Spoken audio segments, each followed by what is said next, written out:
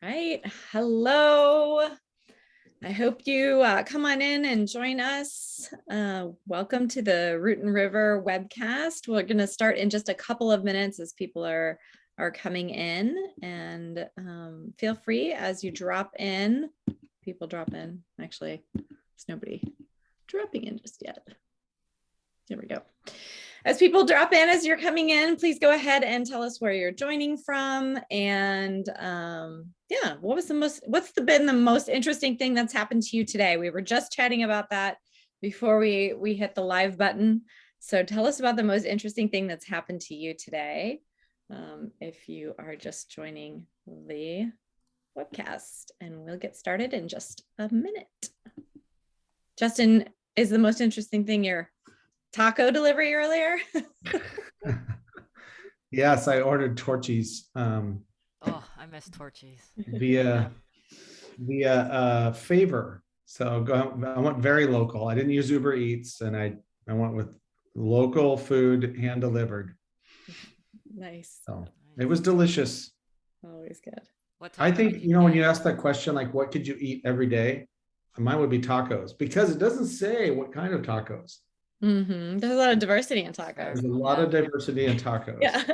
Tacos were the first DEI program. A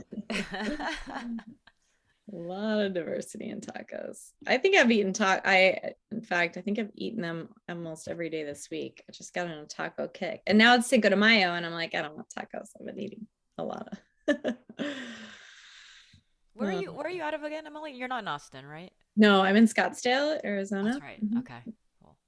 Yes. We talked about how hot it is there. Yes. This, in fact, I think tomorrow is supposed to be our first 100-degree day. So it's coming. It's actually really nice. Desert heat too. Ugh. Yeah, it's very dry, which is nice actually. Yeah. May and June are good. It's August and September that are the worst. When it's still hot in September, that's when you're like, oh, this sucks. Yeah. I won't lie. I won't miss the Austin bipolar weather where it's like 90 degrees and then a freeze the next day. It's pretty steady here in Florida. That's good. Whereabouts in Florida are you at? Orlando. Oh, okay. Yeah. Do you have any of those iguanas in Orlando that fall out of the trees? There's like millions of lizards here. I've never seen so many lizards ever. I haven't seen any iguanas around my neighborhood, but just lots of lizards. Lizards. By lizards, do you mean like retired people or like literally? Oh, actual lizards. And they're slow. I don't know if it's the heat that slows them down. And then like lizards fall out of trees here, I found out as well. It's like a thing. Mm-hmm. So very interesting. Wildlife. All right, we're going to go ahead and get started. So hello, everyone, and welcome to the Root and River webcast. I'm Emily Sicorsi, and I'm joined by my co-founder, Justin Foster. It's lovely to have you, and we will introduce our special guest in just a moment, but thank you so much for tuning in and joining us or watching this later. We are really happy that you took the time to enter this conversation. A little bit about us before we dive in. We interview what we call defiers on this webcast. So those are people who are working to change their industry, their community, or the world through their brand.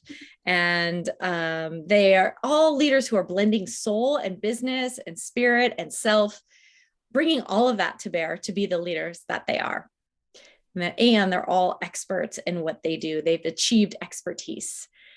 So we'll be kicking this conversation back and forth. And if you have questions that come up, definitely put them in the chat. We do this live for a reason, because we want to take the questions of our audience and weave them into the discussion. And if you are joining this webcast for the first time and you don't know about us, at Root and River, we believe that brand is how others experience your soul. Our brand strategy and messaging work is with those purposeful leaders we call defiers. They're people who are advancing humanity, and that's who we also interview. And if you want to get involved in the intrinsic branding movement that we're leading, we invite you to join our Root and River community. You can go to our website and click on Being Marketers to learn more. The first month is always free there. So without further ado, let's get into the conversation that I'm really excited for. We've been prepping for this, and it was just a riveting conversation as we prepped. So I know that this is going to be really deep and interesting. So let me introduce our special guest, Marissa Limsiaco. So lovely to have you. Hello. Thank you. Let me tell you a little bit about Marissa because she's amazing. Over the past 20 years, Marissa has broken barriers. She's one of a small number of women who graduated from West Point and led soldiers in combat. She's also the rare woman leader in the financial services industry. She was a collegiate athlete, tennis, right? Yes. Yeah. She's been a serial entrepreneur and a startup founder and an RV driver. We're going to find out more about that in just a little bit. And a repair artist, right? Oh, yeah. She leads Otso, a financial services company formed by industry veterans of commercial real estate, finance, and technology, set on revolutionizing, this is where that defiance comes in, the commercial leasing process for both the tenant and the landlord. And in an environment where only 2.3% of venture capital goes to women, Marissa has raised millions for her companies over the years. She's the recipient of the West Point's prestigious Army Athletic Association trophy. She's a decorated combat veteran and is named one of the most influential women in commercial real estate. So welcome, Marissa. Thank you. Thank you for having me. You're welcome. So I want to kick off with this idea of defier.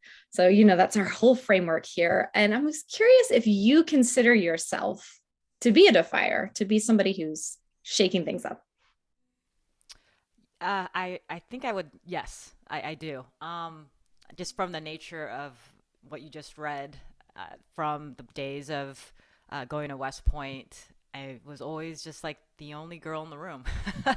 So from that standpoint, yes. And then moving onward towards continuing the trend in commercial real estate where the majority is men, continuing to just bring change into worlds where there's not a lot of people that look at me. So yes, I consider myself a defier. How early did that knowledge begin with you? Was that something that you were aware of as a small child, that you were kind of going to be entering into different situations, pushing yourself harder? That's so funny. It was my dad's 70th birthday a couple of weeks ago. And one of the moments that I remember and I'm grateful for was when I was younger. As you mentioned, I was a tennis player. And I was one of those kids that just like picked it up faster than everybody else. And growing up, I remember I was like 8 years old, and there was never I told my dad this in a speech because I recalled it. He never was like, "Hey, there's a boy you're about to play."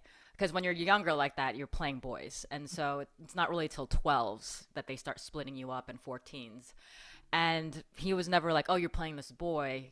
You better, he's probably going to be stronger or faster." There was never that delineation for me until I realized it obviously through society and just generally like how they split us up into boys and girls going into like the 12s.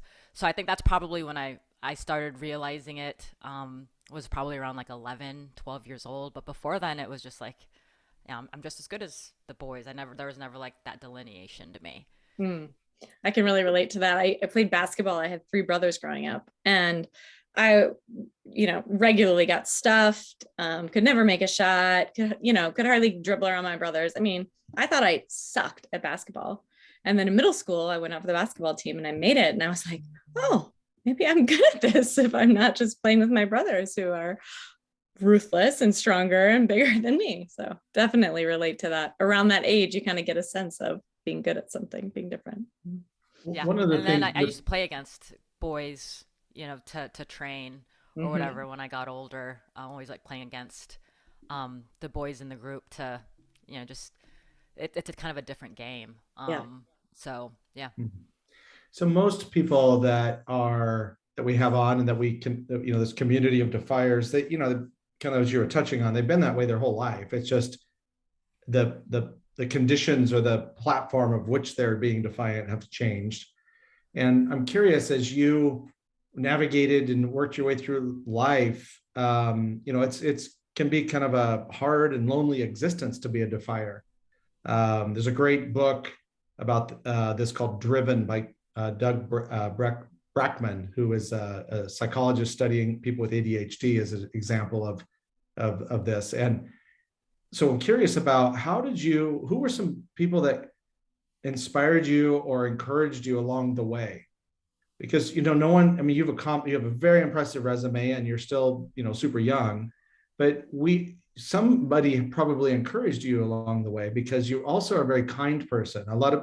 If all you ever had was hardness, that's easy to be bitter, but you're a kind-hearted person and a defier, which is kind of rare. So who encouraged you, or who reminded you of your humanity and your goodness along the way? Oh, it was my parents for sure. And then from like a potential standpoint, it was the coaches that I had, like my college coach. I mean, I was just happy to start going into college, and this man like saw something in me that I ended up being number one and beating all these records, becoming NCAA Woman of the Year by the end of it. And I was just like, it's having like those people in your life that like believe in you. So coaches, my parents, but I will also say, I think it was, and maybe this is around the term of defier, but it was also the people that didn't believe in me. Yeah. So I tell this story. I haven't told this story a lot, but the reason I went to West Point and I stayed at West Point was because my grandfather was the first time he paid attention to me as a girl. He was just like one of those machismo old school guys that I didn't get a lot of attention from. He always paid attention to my boy cousins. And when he saw that letter from West Point, it was like, wow, And then when I was there, I remember the times I wanted to quit, which was very multiple times I wanted to quit. I was like, I don't want him to think that women can't do this. On top of him, it was like, and by the way, it's a beautiful story, because when I graduated and my sister graduated, he's totally changed his stance on women, as was, the rest of his life, saw women in a different way and respected them. And always, my boy cousins actually were jealous of us, because he'd always just talk about us, like, after a while. But yeah, and it was just like the multiple people at school that would, why are you still here? We thought you were going to quit. Or you're not going to make it to like the end of basic or whatever. Those also motivated me as well. Maybe even more so. I get that. I mean, I ran on resentment for years until I ran out, and then I needed something more positive. But that sort of, I really needed I was very motivated by proving everybody else wrong. And I'm right there with you. Well, it leads to burnout. And, I think about like Tom Brady, like, he still plays like, he's a 6th round draft pick that was ignored and looks, funny in his underwear, that type of that kind of motivation. I kind of admire it, but also it can harden a person. And but it didn't seem to do that for you. You seem to be very integrated of both that kind of like encouragement and prove it spirit. Yeah, and I think too it was, I mean, I agree with you wholeheartedly on that.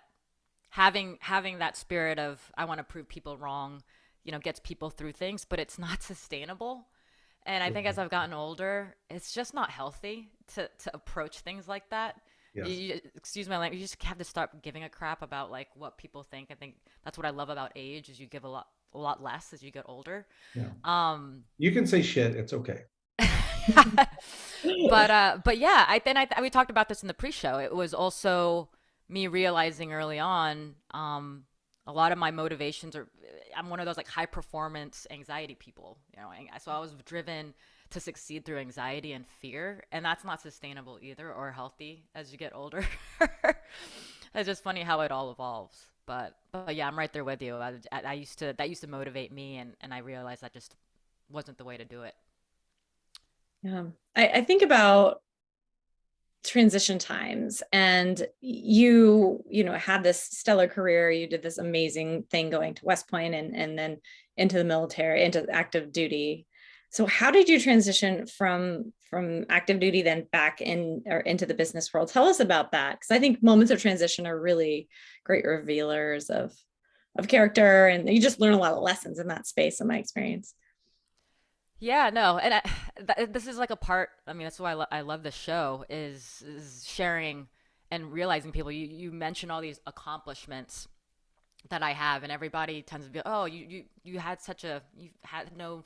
They tend to assume that you've never had challenges, and to me, like challenges and failures, I look back and those were like the most valuable pieces of my life. And that transition from military to coming here was a very difficult challenge for me.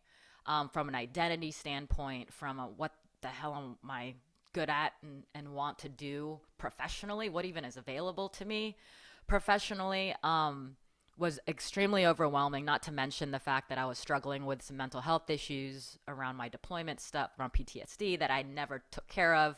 So that was a really, really, really struggling time for me. But again, I had an amazing group of people around me. That was around the time I met my wife, and just constant people that believed in me and amazing resources through the Department of Veteran Affairs. That, you know, one by one, I started kind of getting those little wins, and have stumbled, you know, 10 years later, into realizing I love the most is entrepreneurism. Mm.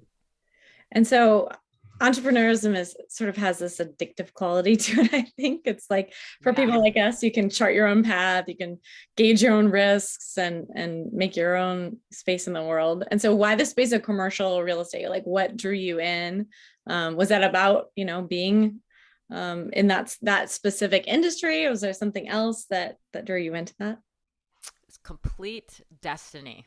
Like, yeah, if you would have told me, I mean, I think as entrepreneurs, you go where the challenges are. And it just so happened the people I knew that had challenges or wanted to solve problems happened to be in the space. And, you know, you get in with one business and you meet other people and then you see other problems. And commercial real estate ended up really attracting me, and why I've stayed for so long is just this green space, right?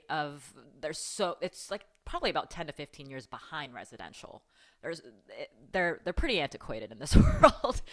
Plus there's like not a lot of diversity. And so I just saw like a lot of opportunity, and then just the challenge of creating revolutionary change, in this space is extremely inspiring and motivating, to me as well. And plus, my last kind of test for everything that I try is I was scared. It was really scary to me. And that's what I tell people when I mentor them. I'm just like, this, when you're questioning, should I do this or should I not? Is there fear there? And most people are like, yeah, I don't want to do it because no. For me, I realize when I do things because I'm scared of them, and there's this opportunity, and I'm like scared shitless. Like that is the reason for me to try it and do it. Like, um, so yeah, that's how I ended up, in commercial real estate. That's one of my questions too. Does it scare you? And if it does, then I'm like, okay, then I'm leaning in. Yeah. Yeah, I mean, like 7 years ago when I started fundraising, I knew it was not only scary to just fundraise for the first time. You're asking money from other people, like lots of money, right? But it's one thing to that enter that world, but it's and not know anything about it. But it's also another thing to not know any women who've received money or funding. Mhm. I met one other woman in my industry raising at the time, and we've become like dear friends. But that was really, really intimidating, to me too. And the majority of VCs that I talk to, out of the last 7 or 8 years, as far as like partners go, I could count on one hand how many women partners I've pitched to, even up to today. So Yeah. yeah. Plenty of room for more women at the table still. Yes. Oh yeah. I want to circle back on something too. I sometimes say when I'm doing talks and mentoring and whatnot, that being an entrepreneur is a continuous act of a continuous traumatic event. And, you know, I say that in somewhat, you know, it's in jest, but serious. And I know for myself, this is year 19 of being an entrepreneur, and I am a childhood trauma survivor, which I'm very public about because I think I'm trying to get rid of mental health stigmas, especially with men. But I've noticed something that, you know, your body, your nervous system is your nervous system. There's no work nervous system and life nervous system. There's just your nervous system. So I'm curious about how you mentioned PTSD and you mentioned some mental health, and obviously you don't need to go into any details there, but I'm curious about how being an entrepreneur either helped you work through those issues, through those challenges, or maybe at times it was a hindrance that where the PTSD and what contributed to, or the traumatic experience of being an entrepreneur often maybe contributed to PTSD, or did you ever make any of those connections?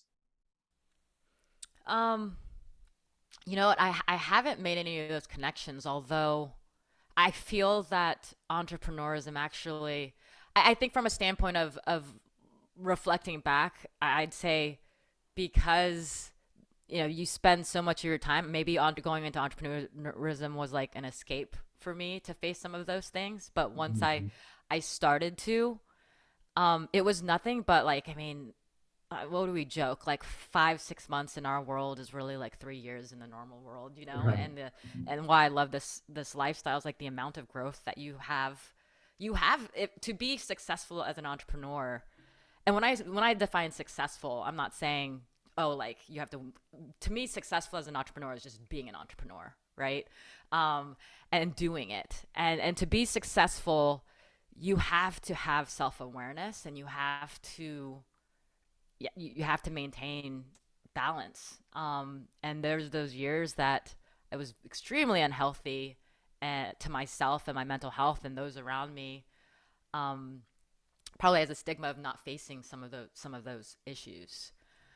But as far as like how I've overcome them over the years is, lots of therapy. I think everybody should be doing therapy. I'm open about my own mental health issues as well, Justin.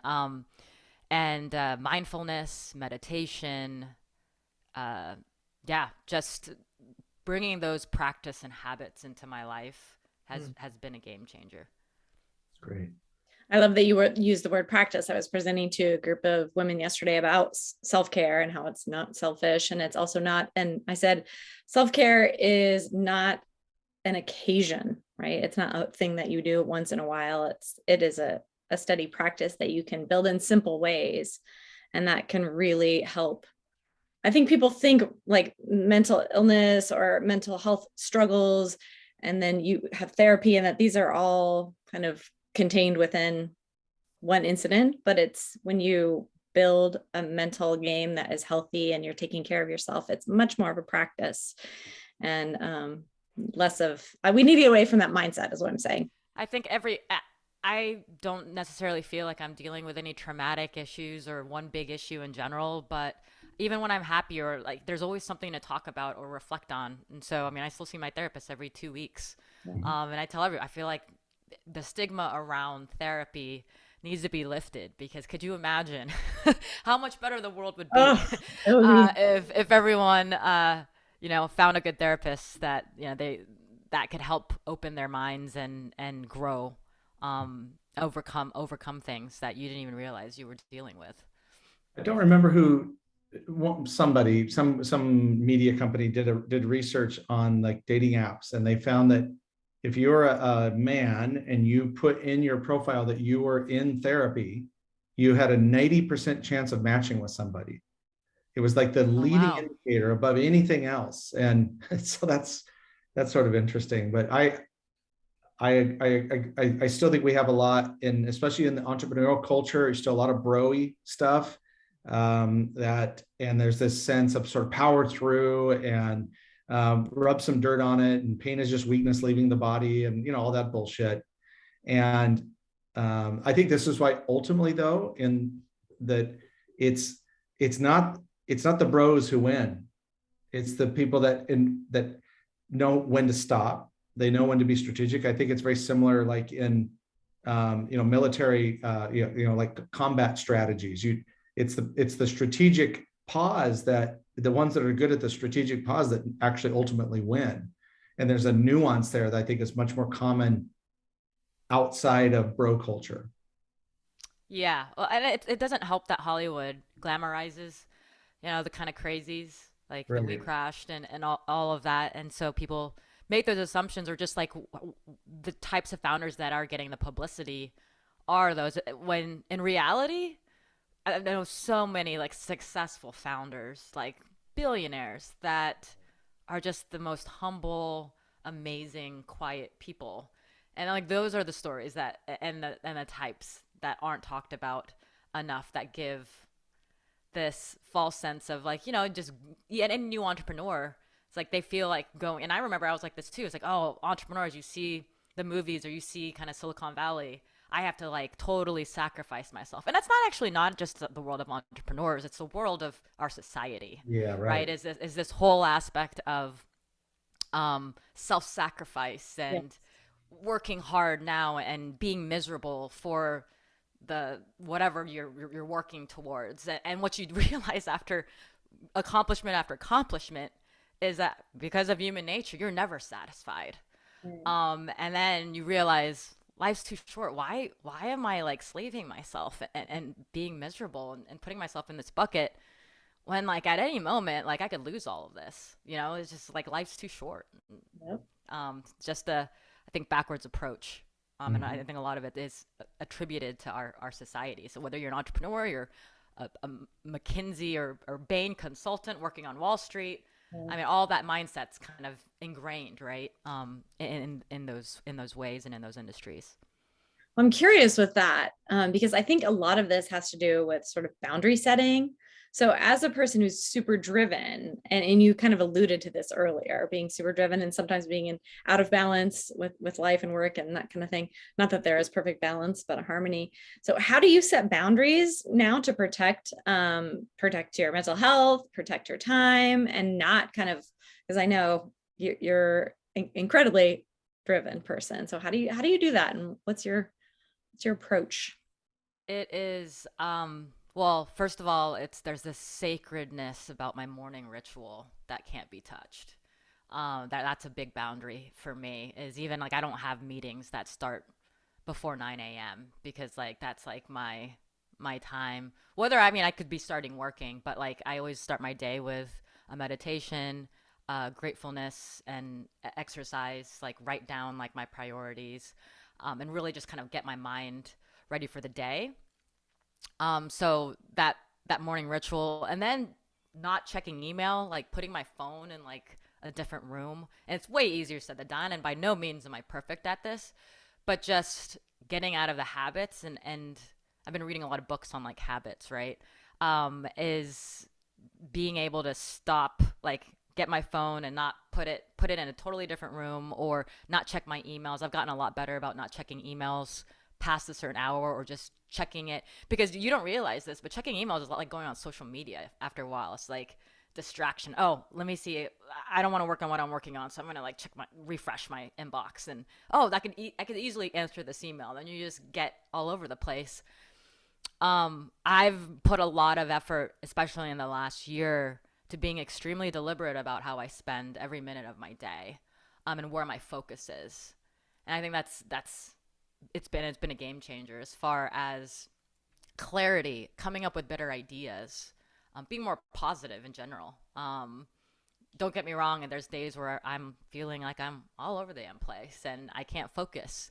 But then that's where the self compassion comes in, and what you talked about earlier with the self care, and we talked about this before, is realizing we are so mean to ourselves. If you ever wrote down your thoughts, something I started doing is like writing down all of my thoughts, especially when I'm feeling more anxious.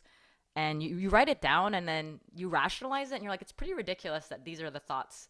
Like, I wouldn't tell some of the thoughts about myself, from physical appearance to whatever, to like my worst enemy. You don't realize how No, horrible we right. are. And really bringing self compassion into my life, and everyday like habits and practice has been a game changer as well.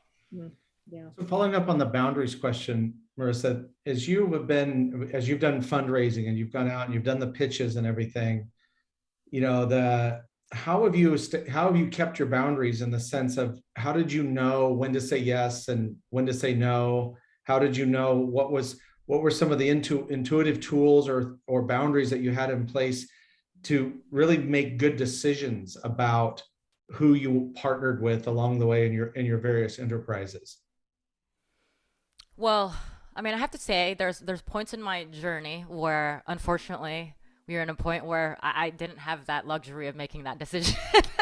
We just Okay. needed money to survive, and I was driving Lyft, and we needed to figure it out. And but I am very fortunate now to be in a position where instead of me hunting all the time, like they're going, they see what we're doing, and so now it's more so looking at strategic partnerships. And a lot of founders, I tell this, just like, these people are giving you money, but you want people that can give you more than just money into your company and bring that extra value. A lot of founders make mistakes, and I'll even say it's like majority of my cap table, like they're great, but they're not all of them provide a ton of value past the money. And so yeah, I think it's finding that right partner, and then the culture of those people. Like, what are these people like? There's still some pretty broy funds out, like, teams out there that I personally wouldn't want to work with. So it's learning, like, past just, okay, like they've got a great reputation, but what are these people? What are they like as people? Is something I look deep into now as well. I'm like, who are the other companies that they're investing in, and could that be leveraged to me as well from a resource standpoint? So we had talked earlier about, as a founder running the company, and there came a moment where you got really focused on marketing, and you dove into that. So tell us a little bit about how that happened, and what did you learn diving into that world, into the marketing world? Yeah, it was certainly a facet of my business that was not looked at hard enough, or given enough attention. Oh, can't hear me. Let me just switch over here. Can you hear me now? Yes. Okay. Yeah, it was a facet of my company that, and I think a lot of founders do this. It's like, oh, I'm just going to hire a marketing person or a salesperson to try to figure this out. And that's really what I did for my other three companies, was just, you kind of focus so much on the product and just getting it developed. And with my business now, the change that I really made was kind of like a change out of necessity, because this was, right around like the beginning of COVID, when we launched. And I was just like, I need to figure out, I realized like no one else is going to know how to sell this better than me. And I need to figure out what messaging works, because you've seen it over and over again. And I'm surprised it took me 4 times to realize, like, whatever your messaging and your assumptions around how the market will take your product or service is usually completely wrong. And it takes testing and a lot of effort to go out there and figure it out. And so, yeah, I rolled my sleeves up myself and have taken kind of control of not only like the feeling of like, what do we want our brand to be like? But, Justin and I talked about this years ago, is just like putting myself out there more and realizing the importance of that. And I'd say from even just like a personal experience, it is just like, it's a lot of fun. And I think from a standpoint of like founders understanding marketing more, makes you kind of like more empathetic as a person in general.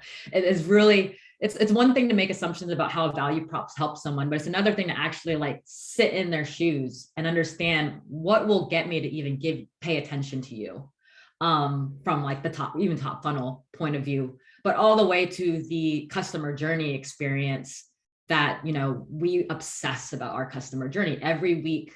And I never did this before, but every week I have customer journey discussions.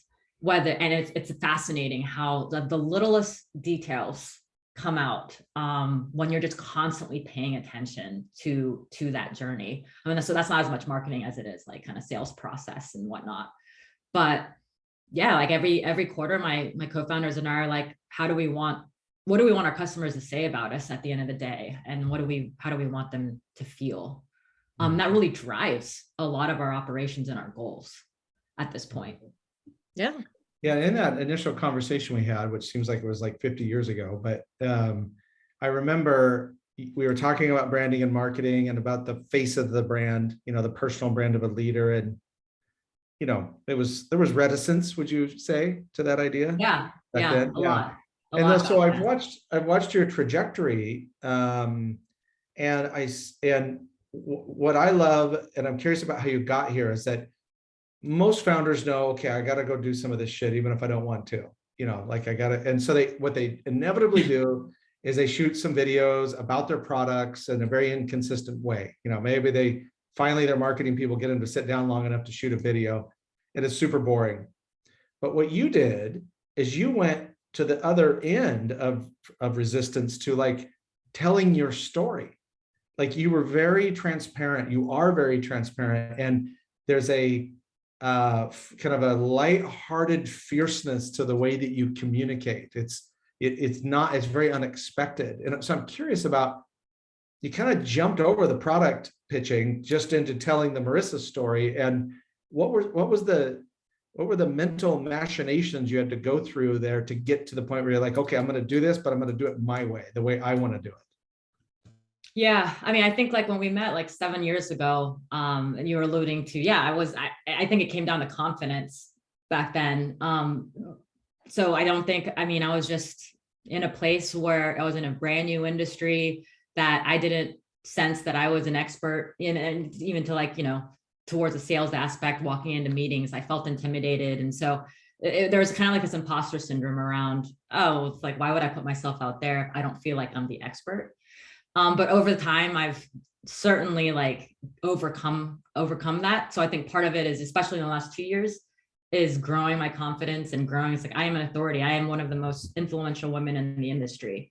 But from a standpoint of sharing and being like going even deeper, like you mentioned, and kind of like sharing my story, it's two things. It's realizing how much it's helping people when you're just like candid about like experiences and motivating people. But it's also at the bottom of it, you realize the foundation of business is relationships. And I have a bear and I've got a great name, but for my company, and people will know that, but they know me first. And especially when you're a new company, that's how people buy into you, is 100% you, and that they trust you and they feel like you're innovative and you're gonna execute. So yeah, I think it's just sharing, realizing how much sharing has helped people, but also made my brand and my company just like more approachable, I think, in a way is a change that I've seen. It's really interesting how it used to be that, like, I think in the 20th century and the early 21st century, even, it was this idea that I think as entrepreneurs, we thought we had to have this perfect, you had to present like you were bigger or more polished than you were, more professional. And the opposite is true. Like the more you can be personable, the more you can tell your story and be open with the journey, the more people connect. But it was like this old school thinking, like old systems thinking that, and we still run into that from time to time with our clients. They're like, oh, but don't I have to just have all the stock images and that makes me look bigger than I am? And what's wrong with being small and awesome? Nothing. And if you show who you are, then that's way more compelling than some automated, faceless, cliche ridden entity. But I think that, well, it's also just, we talked about TikTok and how everybody's kind of getting on there because it shows like this more authentic short clips, like genuine side of things. And for me personally, there is just like no other way. If I was going to put myself out there, you would know immediately that I was like, just reading off a cue card and not being myself. And it wouldn't come across as authentic. So I think it goes back to earlier what I mentioned. I think when people realize like, oh, they see all these accomplishments, they're intimidated. You're like this perfect person, like you've never messed up. But then they hear about, oh, you've probably messed up more than most people in general in your life.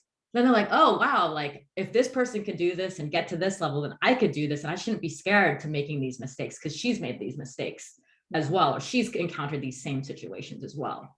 Mm-hmm. Yeah. I think too, we don't do a lot of work with startups, and we often ponder that. And I think it's part of the reason is that there is one is it seems like when a startup is well funded, that most of the budget that will go towards branding and marketing is really about lead gen. And we often say branding is, you're making bourbon, not White Claw. you have to do the work. And so the timing doesn't match. But I also think this goes back to the bro culture, a sense of like their shit doesn't stink. Like our product is so amazing that it can defy the laws of branding. That's not true either. And so I'm curious about how you had to justify or to investors or people you partnered with the need to develop a brand or the need for you to develop the brand as face of the brand. Have you run into resistance from others related to branding an early stage company? I actually haven't. If anything, my investors and like partners were like, it's about time. Like you should have been doing this the whole time. All right. So yeah, like luckily I haven't come up with any resistance. And I know like my investors, like the more they see us active and out there and like, promoting, like doing things like cool things like this with you guys and getting our name out there, that's typically, pretty positive sign that things are going pretty well. So as a leader building a team, I'm also a little bit curious about that. What's your overall philosophy about, as the entrepreneur, you're passionate, you got the fire in your belly, but when you're building a team, what has been kind of your approach to that? And how has that been refined in the different entrepreneurial experiences you had? Like maybe where did you start out and where are you now as a leader? Yeah, I think so first of all, we're about to do some hiring this year. We've been extremely lean and have like just like outsourced. So we don't have like any full-time other than my co-founders and I. But we have people, but they're not like none of like full-time like every day. And we're growing fast enough where we need to do that. There's this shift I realize when you're just building in the beginning and selling, doing everything yourself, to when you're hiring people. And, we just brought on our first person. It's this like shift of being like, oh man, like I've got to start thinking about how I set this person up for success in every way, shape, or form. It's not just about me anymore. And so there's a lot of time and effort that goes into that. I see leadership, and I always have, as your job is to, communicate the vision and figure out what motivates them, because every single person is different, to work towards that vision with you. And how do they want to grow, and helping them even see like how they want to grow. And so I think at the very beginning, like I'm thinking about 23-year-old me or 22-year-old me coming out of West Point and being extremely intimidated because you're 22 years old in charge of 70 people, most of which are way older than you. Your right-hand person is like 20 years older than you and has 25 years in the military, and you're in day one. Like starting out just, okay, I'm just going to like follow what, my right-hand guy's telling me to do. And I think those mistakes I made early on was I just wasn't as engaged. And what I've learned over time is, and not engaged in a way that I wasn't like not walking the talk. Like leading by example has always been something I've been proud of and done. But like, yeah, just like getting to know them more, down to like the lowest rank, and just again, just like being more engaged as a leader. I wasn't as engaged in the beginning, but I found like the difference that makes over time. And so, yeah, at the end of the day, it's just figuring out how to motivate them to work towards this vision together. And then like, like I mentioned in kind of like the pre-series questions, it's just, I love just seeing that growth in people. That's what makes it so special to me. It's really rewarding to see that. And I love how you talk about creating separate paths for each person, understanding what motivates them. I think that's a huge mistake a lot of leaders make early on, thinking that everybody's motivated by the same thing when they're just not. Everyone's motivated so differently. And I think in the post-pandemic world, so much of that motivation has changed fundamentally for people as they step back from the grind for a couple of years and really considered what was most important to them. Yeah, for sure. I think back to Jimmy Johnson, the former NFL college coach. He said, you got to know who's asked to kick, who's asked to pat, and who's asked not to touch. And I always think about that. It's good, like everyone's got their own motivation. And talk about bro culture. Yeah, well, football coach. So I assume that you have maybe on occasion people reach out to you seeking advice or mentoring, especially younger entrepreneurs, maybe women in trying to raise funds in a very male-dominated industry, or some sort of similarity. They're inspired by you, and I know maybe you might be uncomfortable with the term saying pioneer, but you are a pioneer in a lot of ways. And so what are some advice or wisdom that you share with people when they approach you and they want to get some encouragement or some direction and learn from you? What are some common things you share with them? I think just the biggest thing is sharing the road bumps, and not what not to do. I think that's always something that from an investor standpoint and mentoring women. Yeah, I am. That was one thing that when I was starting out, I would reach out to women that I knew maybe raised money, and I never got responses, or I couldn't connect with any. And that's just something I will go out of my way for any woman that's raising money to sit down and walk you through. And the biggest thing from an investment standpoint is qualifying your investors. And that, how I wasted so much time in the beginning just talking to anyone that was investing in whatever. That was, after a while, just not efficient. So it's walking them through that. And then again, what are the road bumps that you could potentially run into? It's always some of the most helpful advice that you can give someone. We always learn most, I think, from stories of what went wrong, right? Because when you're listening to what went right, you're like, oh my gosh, how am I going to do that? Or how can I scale up to that? It feels overwhelming. But when you're listening to the, oh, we screwed up this, and here's what I learned, it's just much more accessible and approachable. So great. Well, in our world too, I joke, I was just I love help.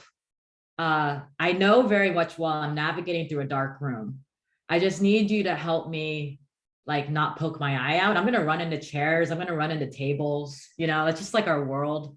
But can you please make sure I don't run into the knife that pokes me and that stabs me in the heart in the dark room, So that's always just when I'm the one asking for help, that's always what I kind of that's the analogy is, can you just make sure I don't poke my eye out or kill myself in this dark room? I know I'm going to hurt myself. But, yeah. So I want to transition to this RV experience. So you told us in our pre-session discussion that you lived in an RV recently for a year. So tell us how that came to be and how you chose to do that. And then what are the big lessons that you learned and throughout that experience? Yeah. Gosh. So I never would have left Austin. That's how I met Justin. And COVID happened. We sold our house February 2020, not knowing COVID was going to happen. And we're in a transition apartment. Obviously it hit that March. And my wife and I never planned to leave Austin, but we were just this is just super miserable. We need to get out of here, and put the housing kind of search on hold and decided to buy an RV. And it just made more economical sense to buy it than to rent it, because they're so expensive to rent. So it was we knew that we'd be able to sell it. So let's just do this for 90 days and then come back. And it ended up being a year. And she's a therapist. And so we had to get a Class C so we can she could have her own space to talk to her clients. We have 50 sound machines, as you can imagine, all over the place. Wow. But it was, gosh, a memorable experience. And we would have kept on doing it had we not had to move here. My brother-in-law's in a wheelchair. And so that's the whole reason we ended up needing a new house in the first place. And so, but yeah, we went to 20 states. And I think kind of high level lessons learned was just the power of environment and nature towards your mental health. The power of our time as entrepreneurs. That's just when I never really did was appreciate this whole control of my time. And when you're grinding, when I was in Austin before the pandemic, and I just go to the office every day, I'm just going to grind, grind, work. And I never like took a breather where I could have gone to the Greenbelt during the day. And when you're in an RV and you're going to all of these beautiful places around the country, it's like, am I going to work on this contract, or am I going to hike Zion National Park this afternoon? The contract will wait, you know, and it puts things in a different like perspective. So I'd say that was another big lesson. And then, you know, third was just, and we talked about this right before we started, this was realizing that no matter what happens, like you can get through it, because so much shit happens when you're in an RV. Like every week something breaks, a flat tire. But then there's YouTube, and you realize you could fix just about anything with YouTube, like change an AC out or a water heater, which I've done, change your own oil. And that was something that actually strengthened our marriage as well. It's just, you know, inevitably in the beginning, it's something would happen. You kind of freak out because you're like, this is going to cost money. Like, this is new. I don't understand why this is happening. Things are so out of your control, and just kind of let the whole experience just helps us. Okay, everything's out of our control and things are going to happen, but we have two choices. We could sit down and mope, or we can just like roll our sleeves up and work as a team to figure it out and get it done. And it always, you know, everything was always fine. So I'd say those are like the three big takeaways from that adventure. Yeah, it's interesting. Is your wife an entrepreneur as well? She has her own private practice. Yeah. So how has that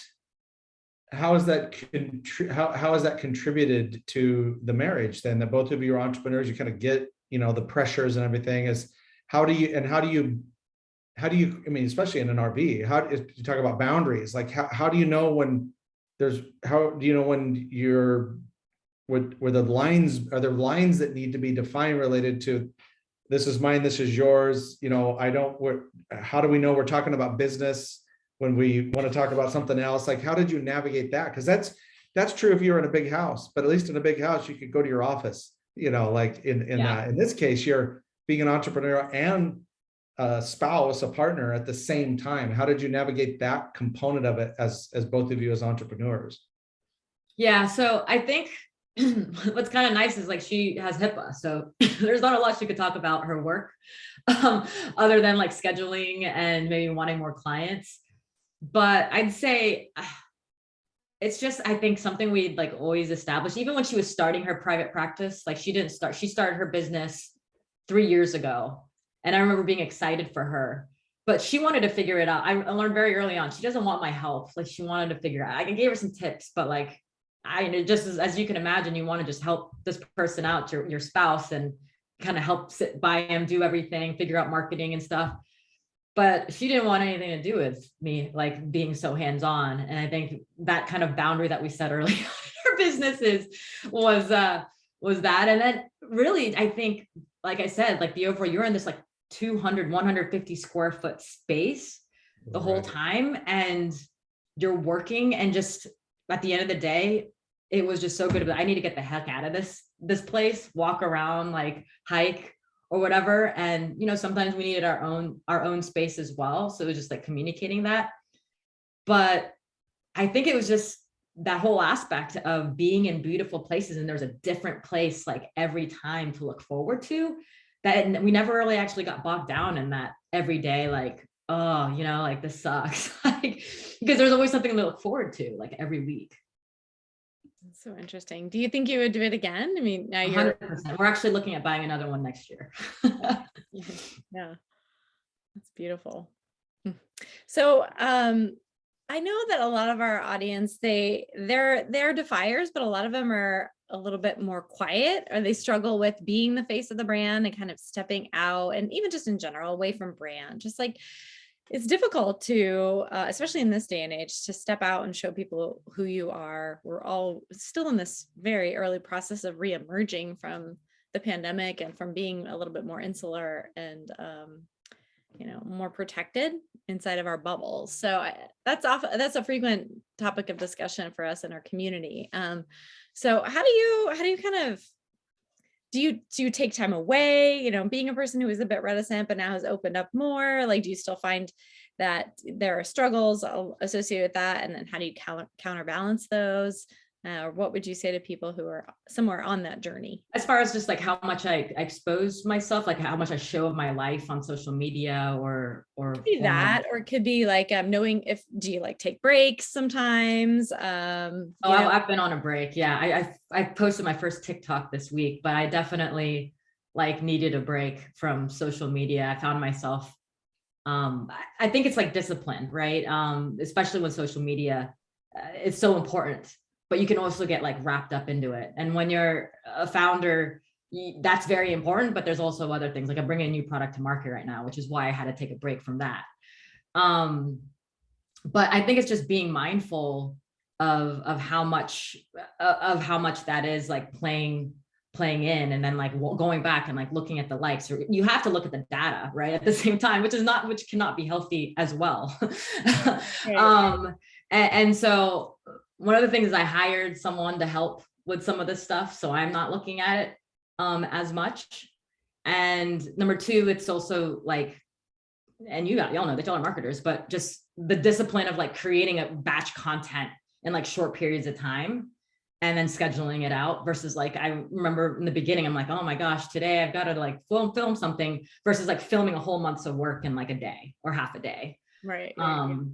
And so I think that's been, you just have to set those boundaries. But as far as like how much I want to show myself, like I won't lie, like I did Instagram public for a couple minutes, that my team kind of was like, maybe you should do Instagram, like open up to the public, and all of the people that started following me instantly, it scared the heck out of me. And for me, Instagram is like more personal, because I started it like 12 years ago, so there's more personal things on there.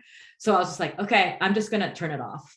And I turned it off, and I still accept people, but it's like usually people I know that it's still professional mostly, but and then going into TikTok, it's always been public. And so it's just like the content that I put out there, I mean, it's mostly, it's still it's authentic content, but that's kind of in the back of my head. I know this is like more public. Yeah. So. Yeah, that's a scary thing to navigate. Something I don't, deal with firsthand, but I've seen, seen it in my partner, she is a public figure in what she does for a living, and navigating that. I always think we need a spectrum. We need like this thing of what's appropriate, what's not appropriate.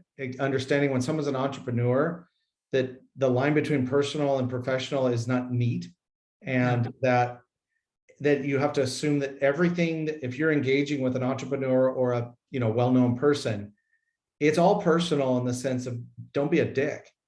And I think that's its own class to teach entrepreneurs, especially women entrepreneurs that deal with a lot of bullshit related to stuff that other people think is okay to do. So I hear where you're coming from. Are you talking about creepers who hit on women in business? Yeah. Yeah, that guy. Yeah. It's a spectrum from it's the promoter, which is good, and then there's a middle line, which is sort of I'm not sure, and then there's just creepy. Yeah. It's crazy. And then on LinkedIn, I've heard of like, it's actually never happened to me, but I know I've heard a lot of women just like, you're like, why are people hitting on you on LinkedIn? This is obviously a professional, a professional network. And then just, I got scared, a little bit worried, because there was a month where like on TikTok, like my stuff just like took off.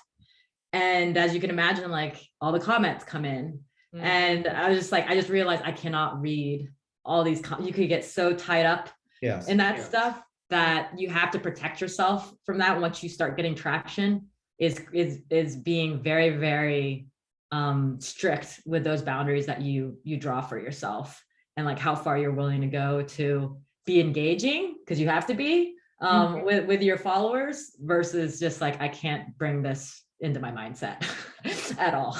Yeah. I think that's definitely part of the mindfulness around putting yourself out there in social and setting those boundaries and knowing what the limits are within the platforms and how to protect yourself. It's kind of part and parcel, but we often don't think of it. We kind of get lost in the fear of what if, but there are actions you can take to protect yourself and to make it more comfortable. Yep. Well, Marissa, we are wanting to respect your time and we're so grateful. I can't believe Wow, that flew by. Yeah. But thank you so much for joining us on the webcast and being a voice for underrepresented, for women, and for just other defiers out there. I think our audiences really enjoyed hearing from you, and we'll continue to look you up and look to you as an example of somebody who is open, honest, authentic, and also fearless in her pursuit of her goals. So thank you. I do see a question. Do we have time to answer it? Yes. What aspects of my military, for Michael, what aspects of my military experience have helped me most in business? That is actually when I realized I should be a business person, was when I was in grad school after I got out of the military, helping my cousin kind of bootstrap. He was putting together his business in Dallas, and I kind of came in and like started running it for him. And it just, everything just like comes second nature to you. And I just remember being like, oh yeah, like this is all the stuff I learned in the military, like how to set goals, how to run a company, how to lead people. And so those were, my military experience was so special and such a stepping stone for me to a lot of the lessons I've learned and the successes that I attribute a lot to that, to my military experience. Yeah. Cool. Thank you for that question, Michael. Thank you, Michael. Sorry for missing that. Marissa, yeah. I know. Eagle eye over there. Well, once again, thank you so much. We'll be sending out the recording, and we just wish you all the best, and we hope to chat with you again in the near future. Thank you. Thanks again. Take care. Bye-bye. Bye.